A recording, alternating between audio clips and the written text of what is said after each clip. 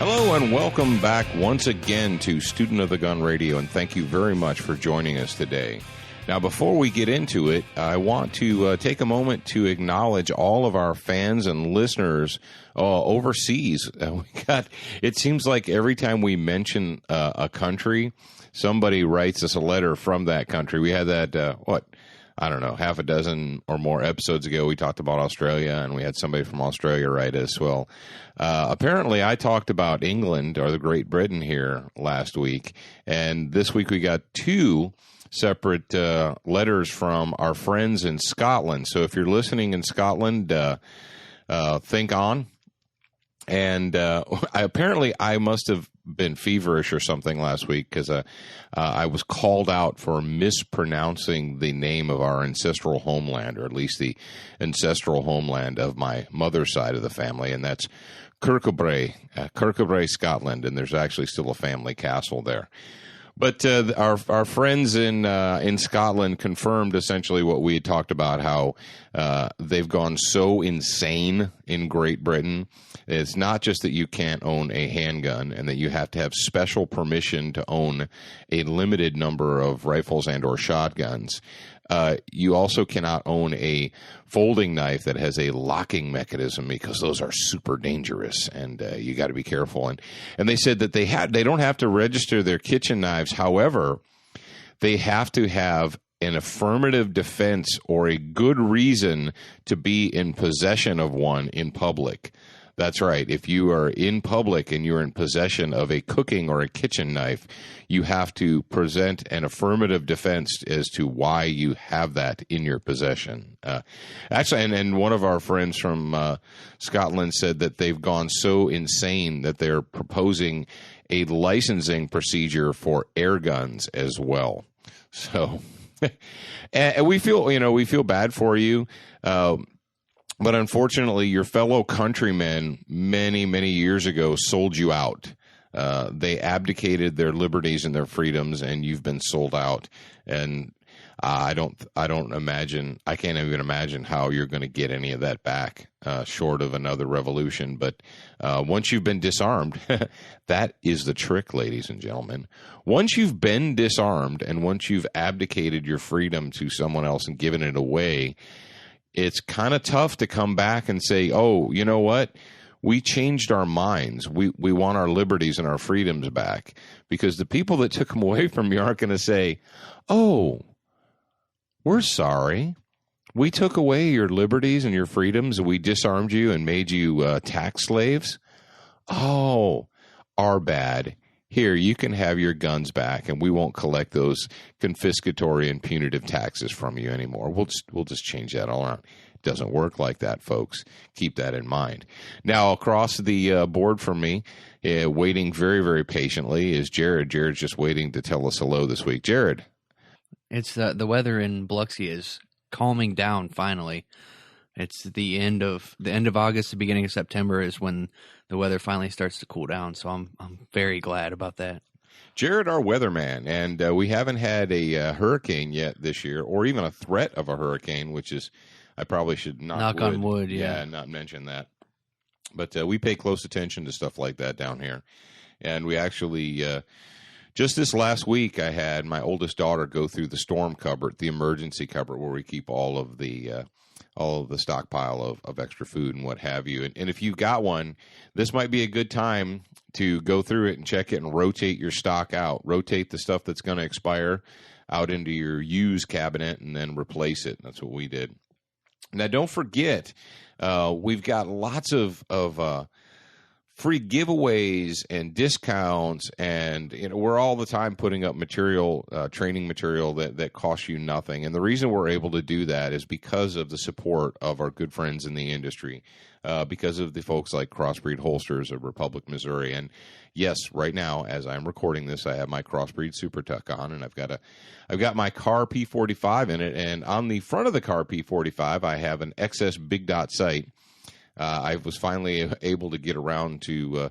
I'm a bad host. I've had that sight in a box for 30 days, and I finally got time, effort, whatever, and had it installed. So I've got the XS sights mounted on my P45 now. We actually Jared and I went to the range last week with our buddy Mike, and I tried out the car, and I was able to hit a half-size silhouette at 25 yards without much of a problem with the sight, so I figure I'm pretty much good to go.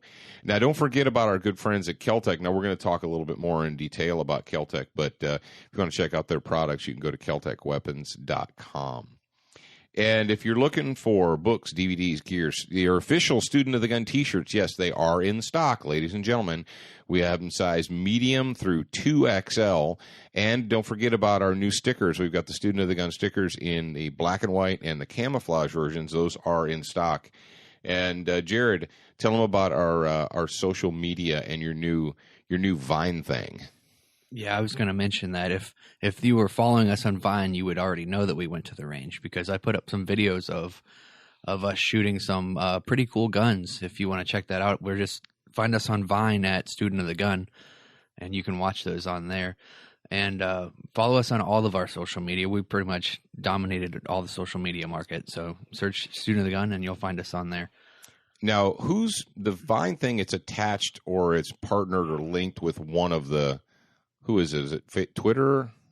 I'm not really sure. It seems to me like if you post it on Vine, it automatically posts to one of the other ones, Twitter or something. You can set it up so it posts to Twitter, Facebook, and whatever. Well, whatever. If you want to see us in action, you can check out the new. Is it Vine.com? No, I don't even think they have an actual website. It's a phone application. It's a phone app. Okay. So all you mobile dudes and dudettes out there who are being highly mobile, you can check us out at Vine on your mobile phone, or Facebook or Twitter or Instagram or Pinterest or YouTube. Now, that's something that we kind of want to impress upon you guys out there, is the fact that YouTube, despite being owned by Google, has actually done some good things for you as a listener. What they've done is they've upgraded their service, and you can watch YouTube videos in high definition, and you can stream them without lag. And if you got, and we talked about this before, but we're going to mention it again, because a lot of you folks that may be listening, you may not have Dish Network to watch the show. And if you don't have Dish Network, that's fine. If you have any type of a device, whether it's an Xbox or your Wii or PlayStation or whatever, where you can bring the YouTube signal into your television, you can watch Student of the Gun TV. You can watch the new episodes. Jared is putting those up on YouTube in high definition. And all you have to do is go to YouTube and type in Student of the Gun TV, and they're there. And if you don't have any device that could bring YouTube to your TV, they're like $30 at Walmart to get a media device. And you can get Netflix, Hulu, YouTube, and is that like that Roku thing? Or yeah, I think Roku's a separate, but Roku's included on those media devices. So it'd be like Roku, and you can get a bunch of different ones. Yeah, and we know that some of our overseas listeners have said that they don't have Dish Network television where they are, but they watch our show through YouTube. So check that out. If that's one of the options that you want to take part in, please feel free to do that. Make sure that we want you to know that the material is there and it is available 24 hours a day. And those of you that use Roku, I'm slowly trying to get us on there, but I don't have a lot of time to devote to that. So if any of you have the knowledge or the ability to create a Roku channel, message us on Facebook and let us know. Yeah, check the boy out on Facebook, because believe it or not, he is a busy kid. We keep him between the radio show and the television show. And if you follow the TV show, you know that Jared is our number one editor for all the video material. So if you see the video material and you enjoy it, you want to thank Jared. If you don't enjoy it, just keep it to yourself, because I don't want to hurt his feelings. Yeah, I'm a very sensitive person. He's very fragile. If you could see him right now, you'd be like, wow, he's a very fragile kid. And if you want to check out Jared Markle, just check out, you can Google Jarrad Markle, Markel, on your Google device and see some of the videos of Jared choking people out and punching them to unconsciousness. So there's that. Now, we're pretty excited because we've got not only did we do the Keltec KSG giveaway? And Jared, do you have the? Jared's going to put up the list of all the winners, and we picked the winners. We got 5 flashlight winners, runners up, and we have a grand prize winner, and it's Gary Lamp. Am I pronouncing that right, Jared? I believe so. Lampe. Yeah, Gary Lamp of Florida is our Keltec KSG grand prize winner. Now, go ahead. You want to say something? I was just going to say maybe everybody needs to move to Florida because that seems like the place to live. I think we've got a lot of followers and a lot of fans in Florida. Now, obviously, the Keltec KSG is a gun for free America. It's not a gun that, if you live in a slave state right now, such as California, New York, New Jersey, probably. New Jersey. Now, people in New Jersey be like, "Oh, we're not a slave state." Okay, whatever. Massachusetts, for sure. If you live in a slave state, you can't own one, and we're sorry that you live there, but there is still Penske, and you can rent a truck and load up your family and move to another state and not be treated like a criminal. But we've got a lot of fans in Florida, a lot of fans in Texas, a lot of people following us. And you're like, well, how do you pick the numbers? Well, we basically go through all of our subscribers plus all of the extra, the extras, YouTube signups and all that jazz. And we use random.org. It's a random number generator. And that's how we generate it. It's really not any more difficult than that. But the big but, and I'm going to tell you why, because we like those. The big but is we always choose for all of our contests, whatever they happen to be, whether they're gun giveaways or holster giveaways or what have you, we choose them from our list of active subscribers. And the key word there is active.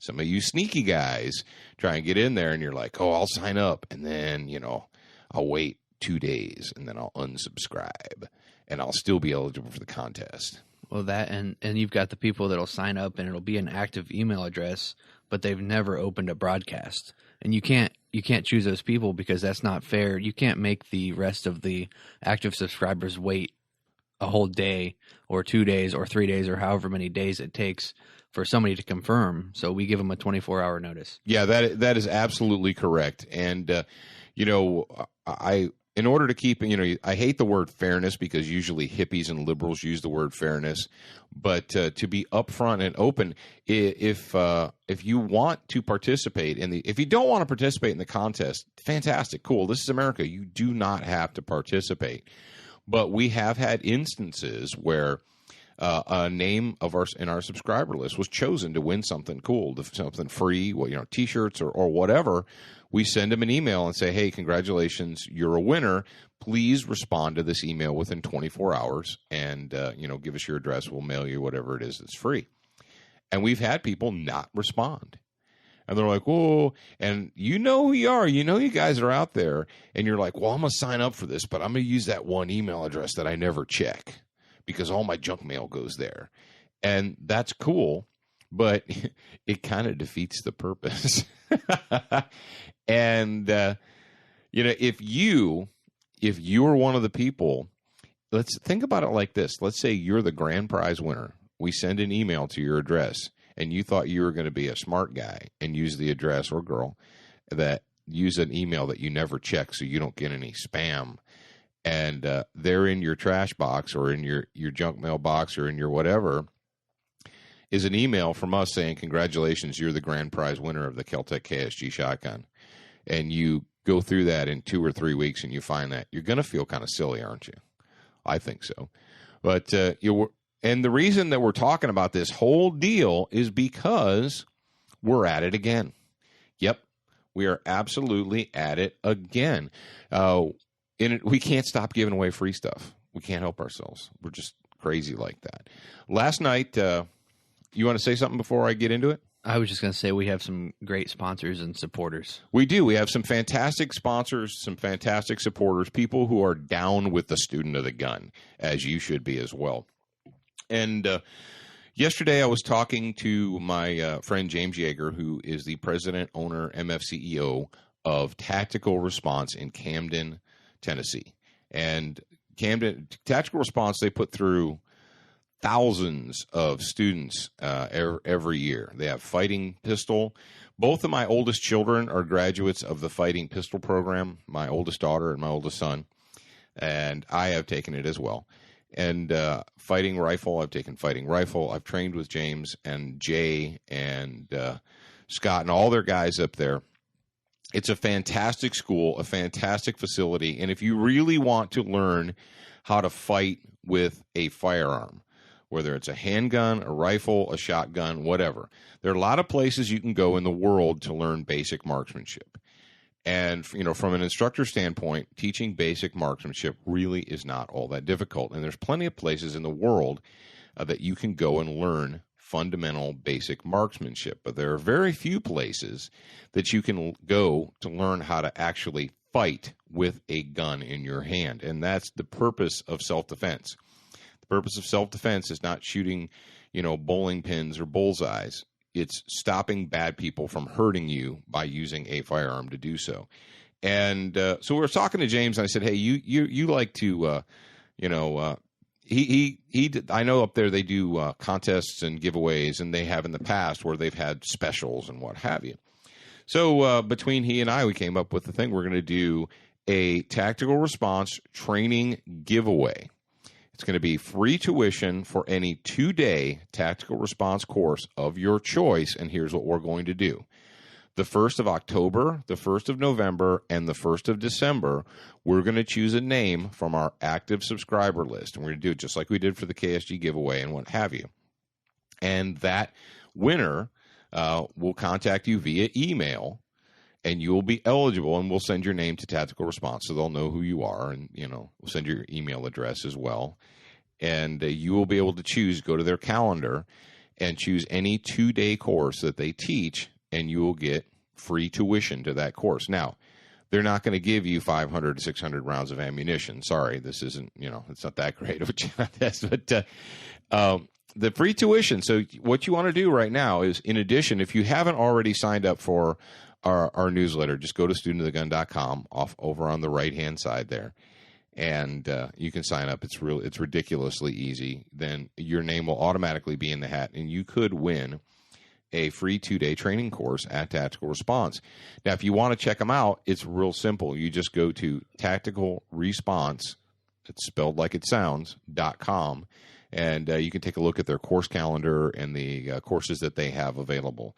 So check that out. Now, that leads us, and remember, because we believe if you are a student of the gun, you need education, you need training, and you need continued education and continued training. Telling me that you took an introductory pistol course in 1988 doesn't really, blow my skirt up. You need to do it. If you're a dedicated student of the gun, you should be constantly seeking education and information. Or your kilt. Or my kilt. That doesn't really blow my kilt up. So with that, we are all about education. We're all about students. So Jared, why don't you go ahead and tell us who our student of the week is this week? Our student of the week is Joseph Minnick, and Joseph has taken training before. Joseph, if you're not signed up for our newsletter, sign up for it. Maybe you'll win a free 2-day course. He wants to know if every instructor that he's had has made this statement: most modern handguns are drop safe. What is meant by modern handguns, and are there any recently produced guns that you would not consider drop safe? Okay, good question. And yeah, we've talked about that before. Is it safe to drop a gun? Now, this is one of the big things that we've talked about in our live classes. And when you're handling a firearm, if you're handling a firearm in a live training environment, specifically a handgun, and you draw the gun or you're holding the gun, at some point in time, if you lose control of that gun, if you begin to fumble with it, gravity is always in effect. If for whatever reason you start to lose control of it, or you drop it, or it comes loose in your hand, the absolute last thing you want to do is snatch at it in the air. We drop fumbled guns. All fumbled guns get dropped. And you're like, oh, no, you can't do that. If it hits the ground, it could discharge and shoot somebody. Yes, it could. But if you're using, and now what is a modern firearm? Now, when I say modern firearm, I'm talking about firearms that were manufactured not only after World War II, but I would say after the Vietnam era. Are there firearms, there are handguns still out there in the United States that were not manufactured with a drop safe feature? Yes, there are. The 1873 single action Army in its original configuration is not drop safe if you have 6 cartridges in it. If you drop it and the hammer falls, bam. The 1903 Colt does not have a drop safe in it. Ask me how I know that. Because I know someone who, or knew someone who is no longer with us, who dropped one. It fell and it discharged, and the bullet went up through his chest and it killed him. Now, a Beretta Model 92 or an M9, a Glock 17, a Smith & Wesson M&P, SIG Model 266, the Ruger SR9, all of these firearms are manufactured with redundant safety devices in them. And when I say redundant, what does that mean? It means you don't have to activate it. It's naturally activated. It is naturally there. You don't have to put it on or take it off yourself. That's what a redundant safety device is. And or passive safety device, if you want to, parse the words right there. Now you say, well, what should I would say when it comes to owning firearms, I would not purchase a firearm from a company that is less than, 5 years old per se. Now, there are a lot of good companies out there, but when you're talking about saving your life with a firearm, why would you go to a company that has only had their shingle out for 6 months when you have Ruger, Smith & Wesson, Glock, SIG, you name it, out there making firearms for you? Colt. So the drop safe feature, all modern firearms from reputable manufacturers, such as the ones that we've just mentioned, have a drop safe. Now, getting back to the letting go of the gun, if you fumble with a gun and you snatch at it, and you guys know what the word snatch means, you're reaching out, grasping at it. Human beings, from the time they were little children, 1, 2, 3 years old, when something falls, you're standing next to the table or you're sitting at the table and an object falls off the table, what is your natural response? Your natural response is to snatch at it, to grab at it, to try and catch it, to keep it from hitting the ground.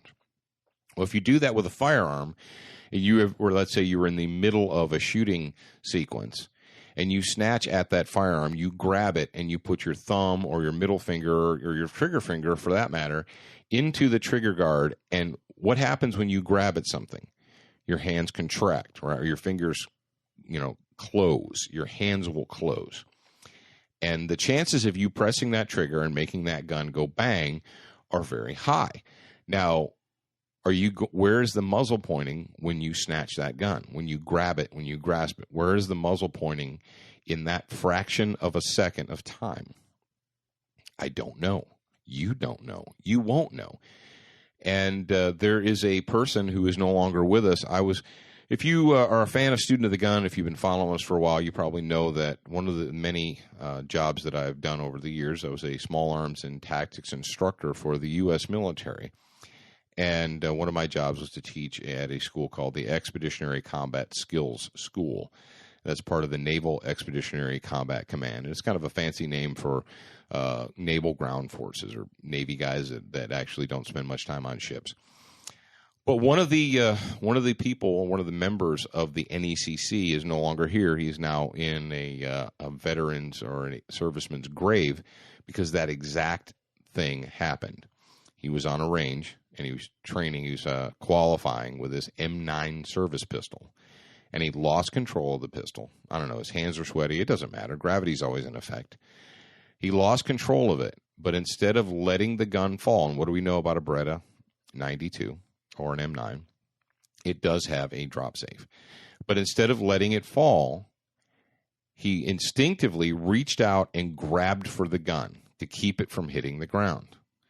The gun discharged. The muzzle was facing back towards his chest. He was dead before they could get him off of the range, because no one had ever told him, no one had ever given him permission to let the gun fall. So keep that in mind. If you are ever attending a professional firearms training course, especially a handgun course, it could happen with rifles too, but most of the time your culprit is the handgun. That's one of the safety briefing steps, or one of the steps in the safety briefing that all professional firearms instructors should tell you. Look, if we're out there and something happens, we're not giving you permission to throw your guns, drop your guns. We're not telling you it's a good idea. But what we are telling you is if you lose control of that gun, if you fumble it, let it go. And that's something that you have to think about beforehand, because in that tiny window, that fraction of a moment in time, you're not going to have the time or the cognitive thought to consider the situation and make the decision. You're going to act instinctively. And if you've never thought about it before, you're going to snatch at the gun, and God only knows where the muzzle is going to be pointed when you grab it. And if it goes bang, it could shoot either you or someone else. So we drop all fumbled guns. And if you're carrying a gun for personal defense, and I'm not talking about, for recreation or just for playing with or what have you, but if you're carrying a gun for personal defense, like the CAR P45 that I've got in my holster right now, and if you're carrying a gun and you feel that it is either too fragile or too pretty to risk dropping it, as my friend James likes to say, you need to get a new gun and need to get a new attitude. So as far as drop safe and dropping guns, that is the name of that game. Now, the name of this segment right here is Arm Your Wives and Your Daughters. And this is going to be one of those subjects where you're going to have to forgive me if I get a little bit exercised. If I get a little bit passionate about this, you're going to have to forgive me. I know a lot of you guys want to listen to Student of the Gun Radio and hear about your favorite 22, plinkers or what have you. But this is a situation right now in the United States of America. I don't think I have to tell you that there are a lot of bad people, and the bad people have been emboldened. We talked about this on a previous episode. I put the question out, do you believe right now in the year 2013 that the villains of our society, the evil people, and don't kid yourself saying, well, all people are people, so why can it be that you and I should get along so awfully, to just murder a quote from the Smiths there. But there are evil people in the world, and denying that fact does not protect you from them. Now, this situation occurred, and it's reported by CBS Local News out of Philadelphia. But the story actually happened in, was it Wilmington, Delaware? Yes, it was Wilmington, Delaware. And it was in the middle of the day.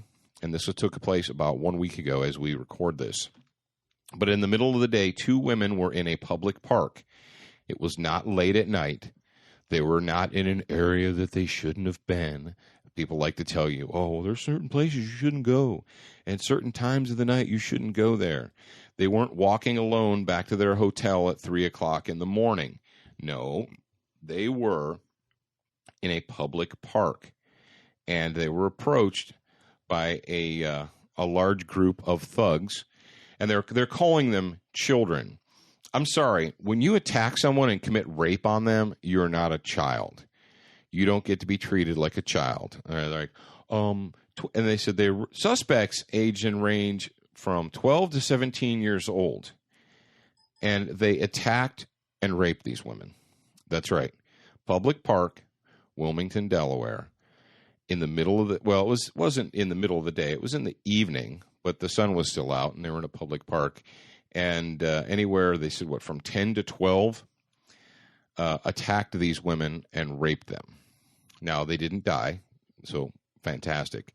But I can tell you this, as a former police officer, that these women are scarred, and they will be scarred for a long, long time. They will carry the scars of victimization with them for years, if not decades.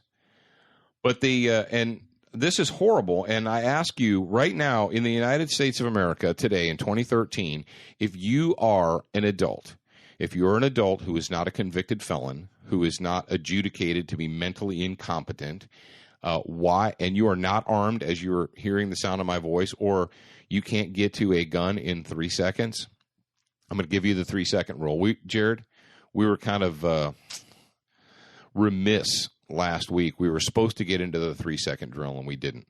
But I'm going to give that to you right now. If right now, as you hear my voice, it will take you longer than 3 seconds to get to your defensive firearm, I want you to ask yourself, why? Why is that? And whatever your reason happens to be, why is that? There's no reason for you as a free adult in the United States of America not to be in possession of a firearm or defensive tool. None whatsoever. Well, the only reason, and it's not really a reason, it's just intellectual laziness or mental laziness or denial that bad things could possibly happen to you. Remember, we talked about, people say, well, I don't think I need to be armed because I don't go to places where I don't go to bad neighborhoods and I don't go to bars at 2 a.m. on Saturday night. So I'm okay because I don't ever go anywhere where bad things will happen. Bad things can and do happen anywhere in the world. And quit deluding yourself thinking that they won't. I got a question for you guys out there. Let's say you were in the park. You, man or woman, whoever you happen to be, and you see or hear this happening to two women, 10, 12 street thugs, criminals, pieces of vermin, are gang raping these women. Could you have done anything to stop it? Or would you just call 911 and hope that the police show up before they finish? What would you do? Are your wives and daughters armed?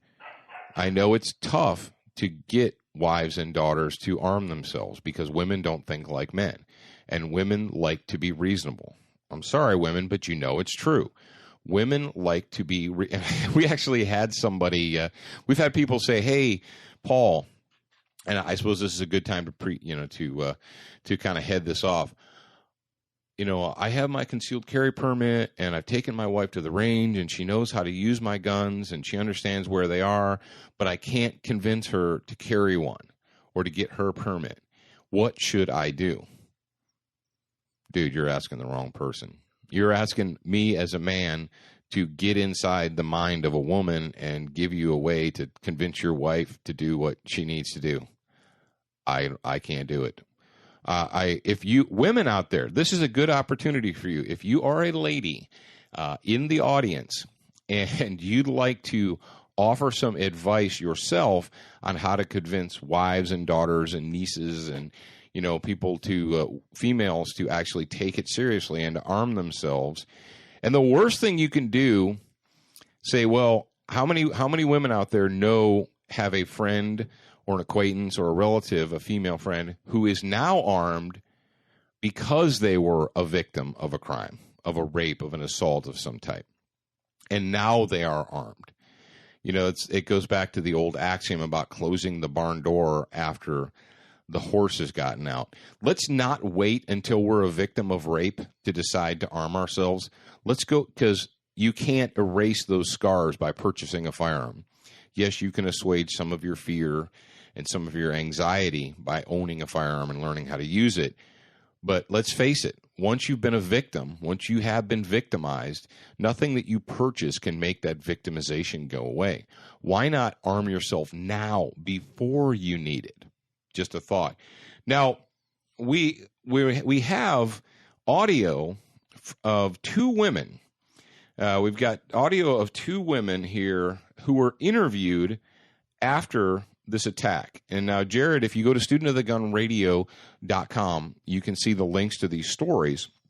But we pulled them off. We pulled them off of YouTube and off of the CBS local affiliate in Philadelphia. Now we've got track number one, and I'm gonna go ahead and have Jared play track number one, and then we're going to talk about it. The new criminal that we are seeing, they're bold, they're brazen, there's a total disregard for life. All right, so that was Maria Cabrera, and Maria Cabrera is a city councilwoman at large from Wilmington, Delaware, and essentially what she said was the new criminal we're seeing, they're bold, they're brazen, and they have total disregard for life or human life. Where have you heard that before? The criminals today, the vermin today, seem, for whatever reason, to have less to fear, they seem to be even more emboldened. And why is that? Answer that question for yourself. You're smart men and women. Why do you believe, if you do believe it, now you might say, oh, you're full of garbage, Paul. They're not. Criminals are not worse today than they were 5 years ago. If you believe that, hey, rock on, drive on. But you obviously aren't paying attention to the news. So Maria Cabrera, she said, and that is what is out there. That is the potential threat. And I'm not trying to scare you. I want you to be aware of reality. That's like I'm trying to make you afraid of fire so you'll buy a fire extinguisher. No, fire is fire. And bad people are bad people, and villains are villains. And the villains that we have today don't seem to be afraid of you. So what are you going to do about it? Now, track 2, before Jared, go ahead and play track number 2 for us, and then we'll talk about it. Who told you that it was all right to go and mistreat women to this magnitude? And what do you need from society so that you can make better choices? Okay, there, you heard it. You heard it with your very own ears. And through the magic of digital radio, you can actually go back and listen to it again if you're so inclined, because you might be feeling like I do. You might be thinking that you're in an upside-down world. Here we have a woman, Sherry Dorsey Walker, and what do we know about women who hyphenate their last names? Watch out for them. Watch out. Be careful. She says, who told you that it was okay to mistreat women in this fashion or way? So that's what gang rape is now? Gang rape is now the mistreating of women? What? That's how we describe the crime of gang rape, is the mistreatment of women. And then this is the capper. This is how you know that Sherry Dorsey Walker is a clinically insane person and is not to be trusted. Because she says, what do you need? And when she says you, she means the rapists, the vermin, the rats. What do you need from society to make better choices? What? Sherry Dorsey Walker? What's in the water in Wilmington, Delaware that makes you an insane person? Who told you, who sold you this bill of goods that somehow a rapist is a rapist because society hasn't given you what you need to make better choices? Folks, these people are out there. They're in positions of power. They're council people and aldermen and representatives. Really? So this is how we excuse gang rape in our city, Sherry Dorsey Walker, is by making the statement, and she acts like she's all sad about it. She's all distraught about it. But at the same time, she makes this crazy statement. What do you need from society to make better choices? Really? So it's not the responsibility or the fault of the actual thug rapist pieces of vermin. No, it's not their fault. It's society's fault for not giving them what they need to make better choices. You understand that, folks? There are people on planet Earth in the United States of America today that are told, whatever you do, whatever heinous act you commit, whatever crime you perpetrate against members of this society, it's not really your fault. It's the fault of society at large for not stopping you or not giving you what you need. I don't know, Sherry. Maybe they need a free phone. Maybe if we give them enough free phones, that'll stop them from raping. Is that what we need? We need more free phones, Sherry? Maybe we need some gift certificates to Best Buy. And maybe if we give them, midnight basketball. Remember Al Gore and Bill Clinton and their stupid midnight basketball garbage? That's how we're going to stop inner city crime, is by giving you stuff. So Can we bribe the rapists into not being rapists? Sherry Dorsey Walker. I'm sorry, folks, and I warned you at the beginning that I was going to be a little exercise, but just hearing that just insulted me. I feel just dirty having had to listen to that upside down the insane person. But okay, so we're not going to talk about those people anymore. I guess the moral of the story is, if you are not currently armed as you hear the sound of my voice and cannot reach a firearm in 3 seconds or less, you obviously have not been paying attention. Go forth and fix yourself. Asterisk. Don't send me messages on Facebook telling me why you can't be armed. If you're on an airplane, you can't be armed. If you're sitting in your home or in your office or in your car, you've chosen not to be armed. There is a difference between cannot and will not or chose not to. Okay? Now go forth and fix yourself. And if you're already fixed, if you're like, dude, I don't just have one, I have two, and there's a rifle right there, drive on. You're a free man or a free woman. Congratulations. Now, speaking of being a free man or a free woman, remember, you are free to watch Student of the Gun television on Dish Network, channel 266, Sundays at 7 p.m. Eastern. That's 7 p.m. Eastern. So if you're a Dish Network subscriber, what are you going to do? If you haven't done it already, I don't know why you haven't, but you're going to go over to your DVR and you're going to program it to record Student of the Gun on Sunday nights at 7 Eastern. So you can sit in your big old recliner and easy chair and watch it whenever you want to.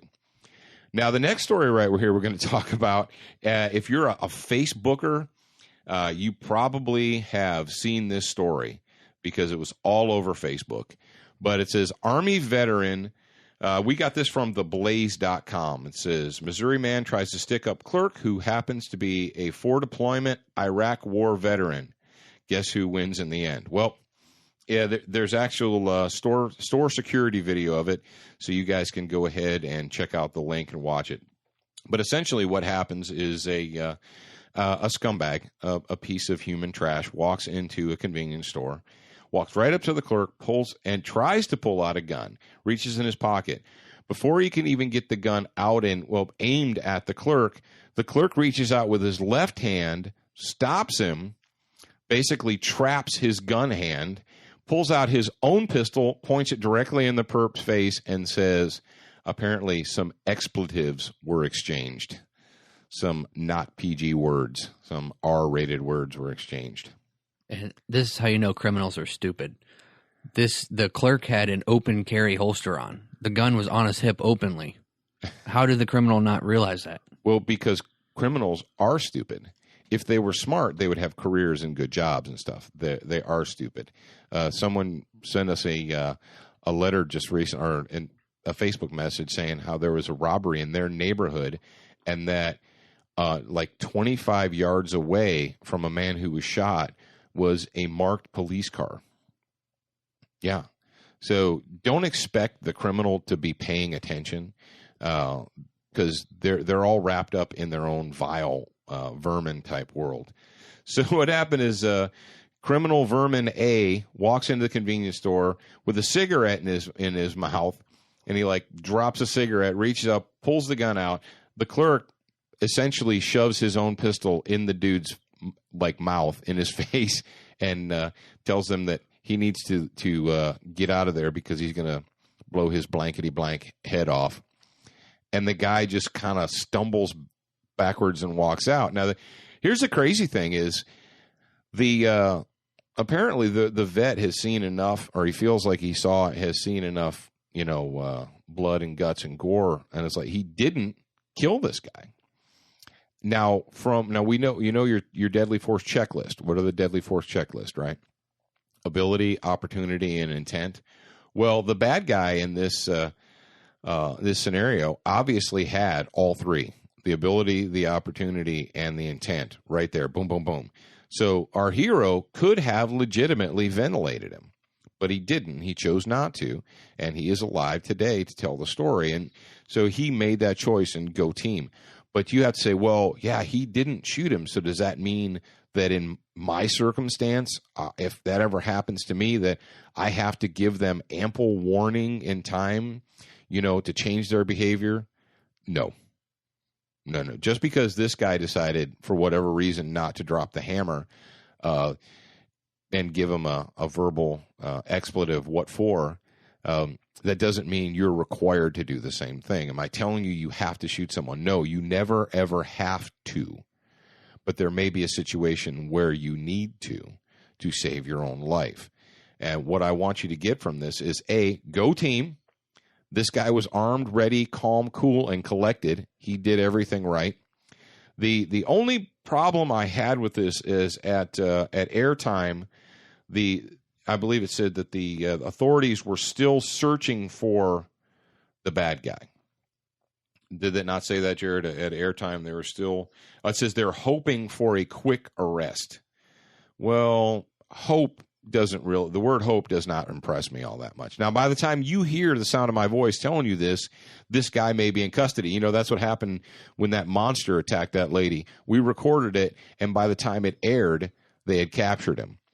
So maybe by the time you hear this, they'll have captured this guy. But right now, unfortunately, this dirtbag is still running around, and he's potentially a threat to other people in the area. So, and where did this take place, Jared? I'm not really sure. It took place on theblaze.com. We know that. I'd have to pull the story up and look at it. Real quick before we end with this segment. Okay. That made me think about something that people say that really annoys me. And that's if you basically they tell you if you pull your gun, you better be ready to kill somebody with it. Mm-hmm. How about not? How about you better be ready to you don't carry a gun to kill people, you carry a gun to stop people from doing bad things to you or your loved ones. Yeah, that's a good point. And people will say this, that they have this gun shop street corner nonsense like, you don't ever pull a gun unless you know you're going to use it. That's such a load of crap. And it's said by people that have never done it and have never been there and don't know what they're talking about. And if anyone ever tells you that, say, really? Is that what happened during your last gunfight? Well, no, but I heard, shut up. You get your gun in your hand because that's where it needs to be. There's thousands upon thousands of justifiable use of force instances where the presence of a gun stops the bad person. It gives them pause and reason to not want to continue. And you may be in a situation where you draw your gun, do not have to fire a shot.